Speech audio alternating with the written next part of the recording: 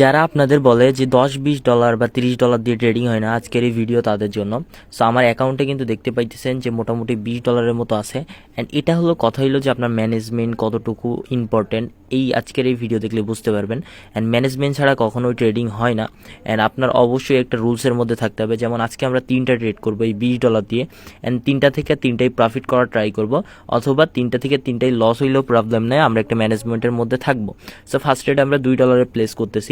And ক্যান্ডেলটা কিন্তু open হয়েছে, দেখেন এটা কিন্তু একটা আপ ট্রেন্ডি একটা মার্কেট, সরি আপ ট্রেন্ডি না, রেঞ্জিং ছিল, বাট এখন আপ ট্রেন্ডই হইতেছে। সো এখান থেকে দেখেন এখানে 50% লেভেল আছে, এখান থেকে কিন্তু বায়াররা মানে সেলার আর গ্রো হইতে পারতেছে না, বাট ওকে আচ্ছা আচ্ছা এখান থেকে একটা আপের জন্য ট্রেড প্লেস করে দিছি। সো আমরা কিন্তু $2 একটা ট্রেড প্লেস করে দিলাম এখান থেকে আপের জন্য।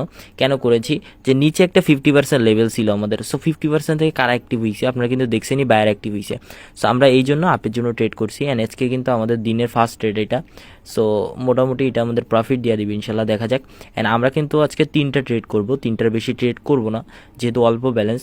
সো অলওয়েজ ডিসিপ্লিন না মেনটেন করলে আমাদের এই $20 কখনোই আমরা গ্রো করতে পারবো না। সো দেখেন ফার্স্ট ট্রেড আলহামদুলিল্লাহ, ওকে 4 3 2 1 অ্যান্ড বুম।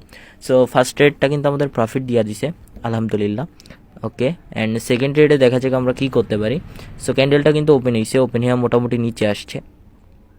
সো ওকে আচ্ছা এখান থেকে কিন্তু সেলাররা ওভারকাম করার ট্রাই করতেছে বা সেলাররা গ্রো হওয়ার ট্রাই করতেছে, বাট ফায়াররা ফুল রিকভারি করলো। অ্যান্ড দেখেন এখানে কিন্তু একটা কালার চেঞ্জ লেভেল আছে। সো এখান থেকে দেখেন এই যে সেলাররা শক দিল, মানে সেলাররা যে অ্যাক্টিভ এখানে, এটা কিন্তু সেলাররা বোঝানোর ট্রাই করতেছে। ওকে আচ্ছা এখান থেকে একটা ডাউনের দিকে ট্রেড প্লেস করে দিছি, বাট ট্রেডটা আমাদের মনে হইতেছে রিক্সি একটা ট্রেড। সো দেখা যাক এটা আমাদের প্রফিট দেয় কিনা। যদিও ট্রেডটা অনেক রিক্সি হয়ে গেছে, তারপরে আমাদের মনে হইতেছে যে ট্রেডটা আমাদের প্রফিট দিবে। অ্যান্ড ক্যান্ডেলটা মোটামুটি এর আশেপাশে আসা ট্রাই করবে, আমার যে হরিজন্টাল লাইন এখানে আসা ট্রাই করতে পারে। বাট আমরা সেফটি মার্জিন নিয়ে ট্রেডটা প্লেস করলাম, বিকজ এখানে অনেকগুলো কনসেপ্ট ছিল। সো দেখা যাক এই ট্রেডটা আমাদের প্রফিট দেয় কিনা। ওকে অ্যান্ড এটা কিন্তু অলরেডি প্রফিট চলতেছে। ওকে 4 3 2 1 অ্যান্ড বুম।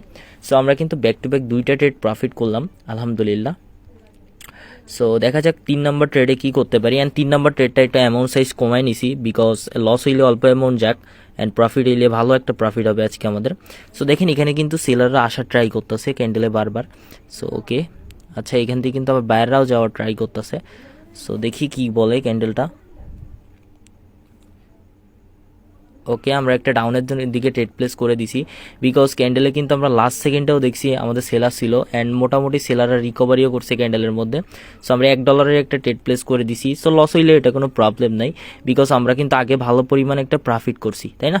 সো এটা আমাদের লস দিলেও সমস্যা নেই। এখানে একটা রেড কালার ক্যান্ডেল আসার কথা আমার অ্যানালাইসিস অনুযায়ী। সো সব কিছু মিলে আমরা একটা ডাউনের দিকে ট্রেড করলাম। সো দেখা যাক এটা আমাদের প্রফিট দেয় কিনা। সো এটা লস দিলেও আমাদের কোনো প্রবলেম নাই। ওকে আর কিছু সময় বাকি আছে। ওকে 5 4 3 2 1 অ্যান্ড এটা কিন্তু আমাদের লস দিয়ে দিছে। সো আজকে কিন্তু 3টা ট্রেড করলাম, 3টা থেকে 2টা প্রফিট অ্যান্ড একটা লস আলহামদুলিল্লাহ।